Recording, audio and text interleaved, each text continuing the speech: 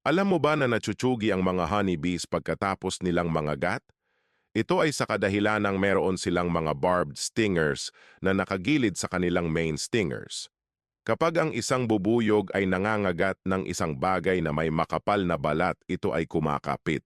Hindi tulad ng mga hornet na maaaring mangagat ng maraming beses na hindi namamatay. Kapag ang isang bubuyog ay nangagat at naiipit, sinusubukan nitong makatakas na nauuwi sa pagkabunot ng kanilang stingers at kasama na binubunot mula sa katawan ng bubuyog ang bahagi ng tiyan nito kasama ang bahagi ng digestive tract at tangke ng lason, sa kasamaang paladang pagkakapunit na ito ay maaaring maging sanhi ng kamatayan ng bubuyog sa loob lamang ng ilang oras. Ang pagsasakripisyo ng bubuyog sa kanyang sarili ay ang bayad upang protektahan ang colony at tiyakin ang survival ng mga pulutong nito. Ang mga pangagat ng bubuyog ay may mga modified na ovipositor, isang istruktura na ginagamit ng mga babaeng bubuyog upang maglagay ng mga itlog.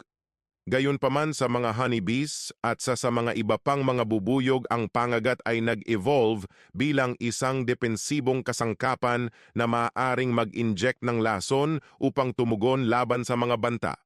Sila rin ay nagpapakawala ng mga alarm pheromones na nagpapaalam sa iba pang mga manggagawa ng bubuyog na atakihin ang mga nanghihimasok sa kanila.